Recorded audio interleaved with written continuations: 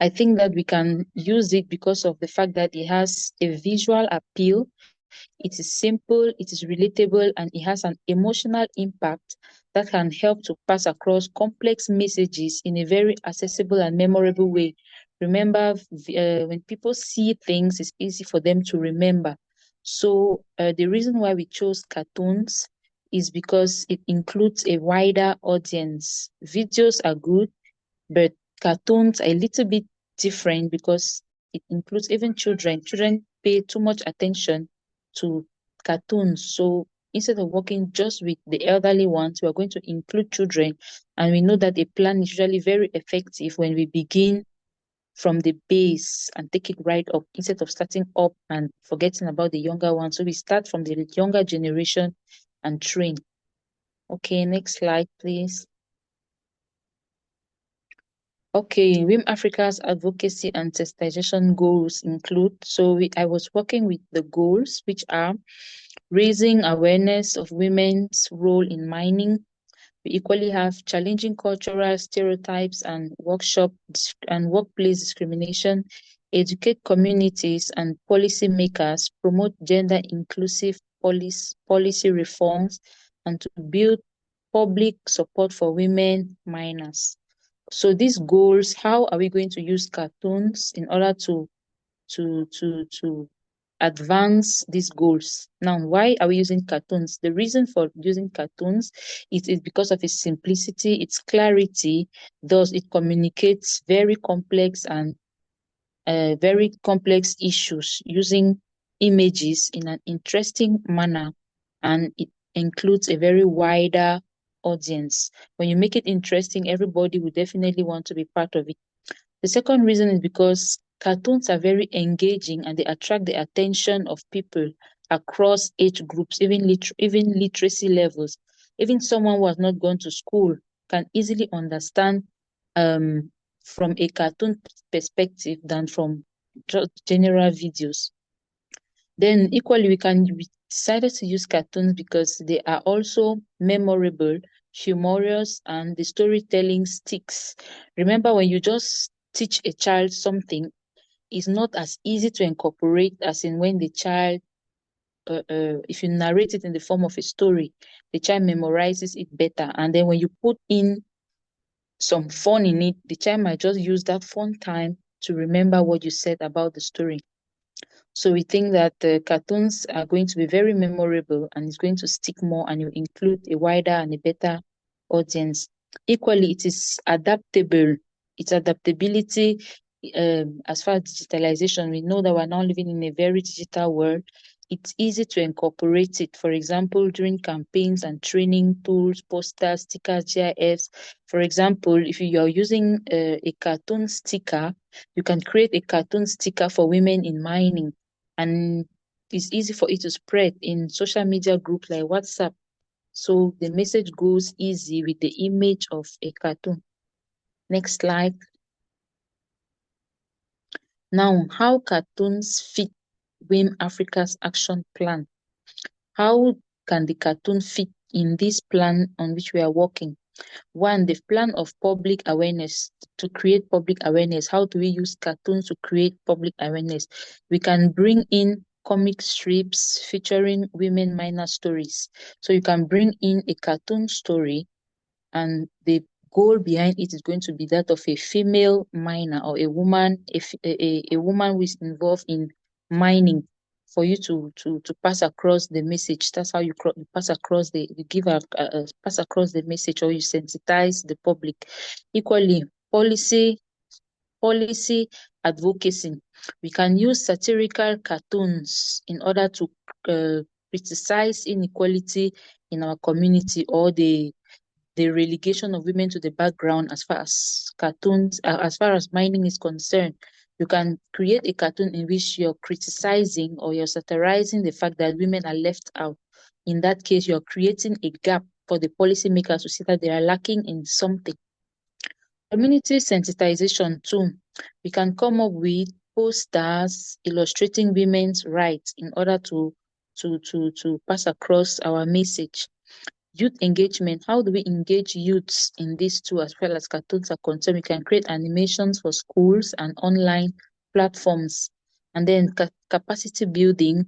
We can equally have comic on safety, finance, and legal training that can involve youths so that they can get in line with this action plan.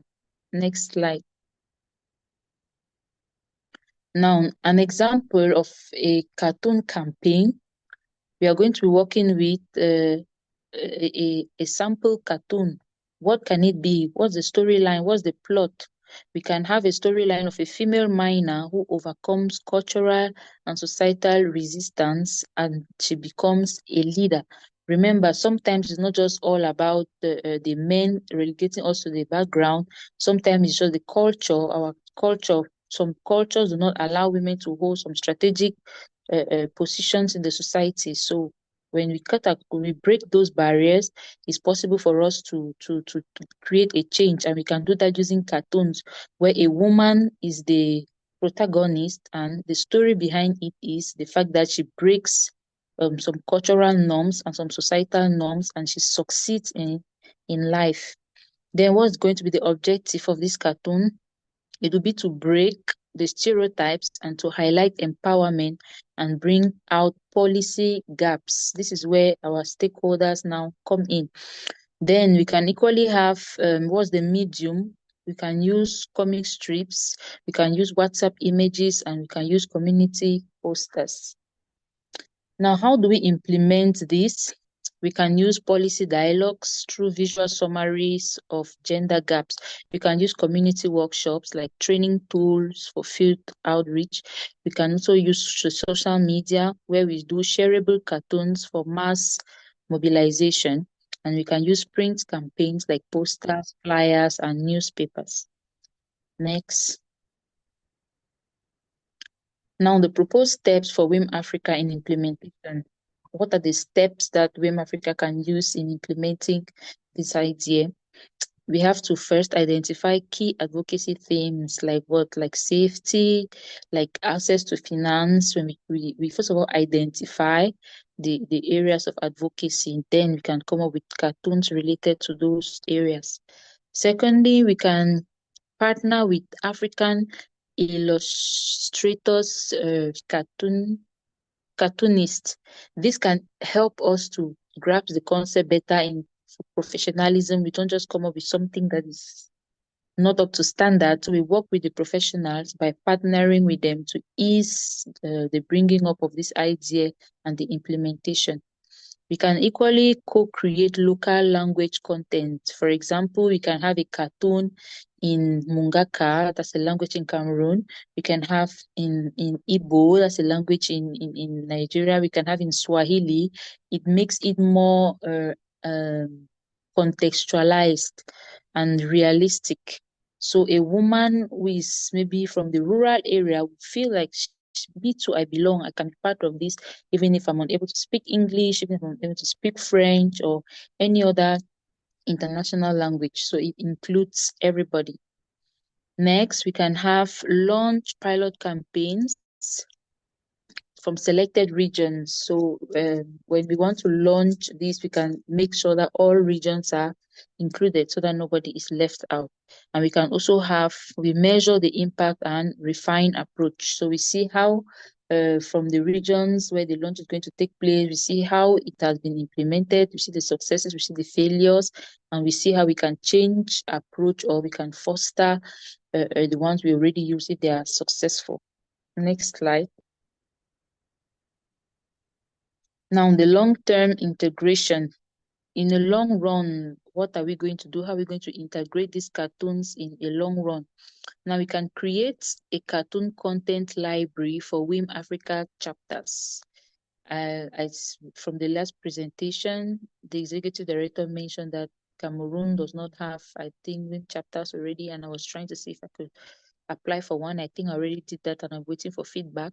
And from this creation of cartoon content in the library for WiM chapters, I'm sure that if a country has many WiM chapters and each WIM chapter is able to come up with a cartoon content, that's going to make it really, really easy to spread.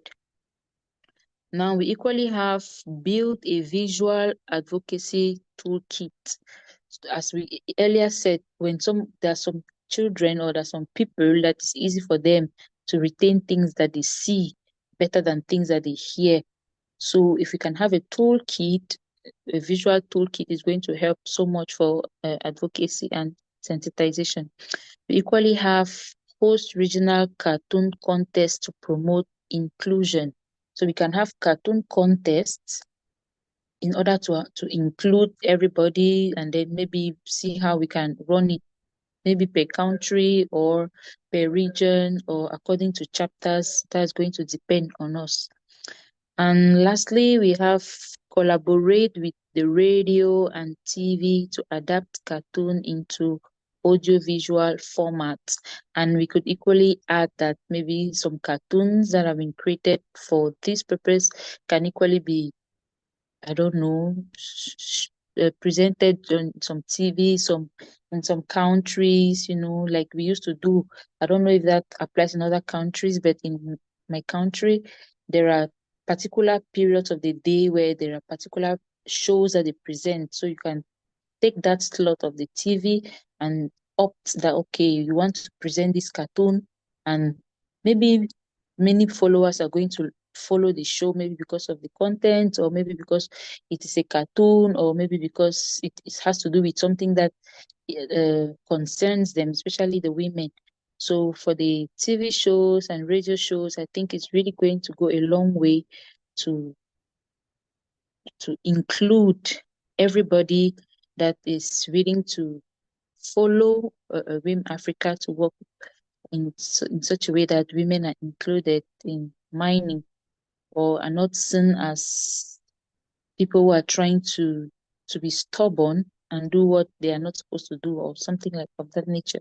So we just think that the TV and the radio station is going to help a long way. Next slide.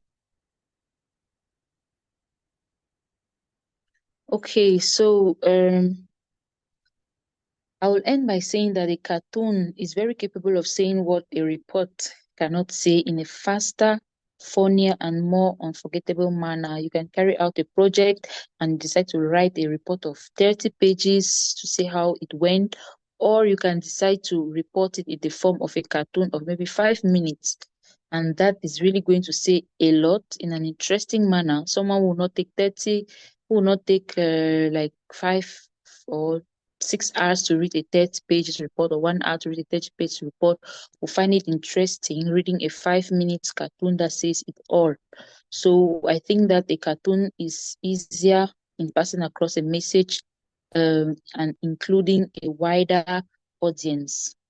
So cartoons can help WiM-Africa reach the hearts and the minds of a wider audience.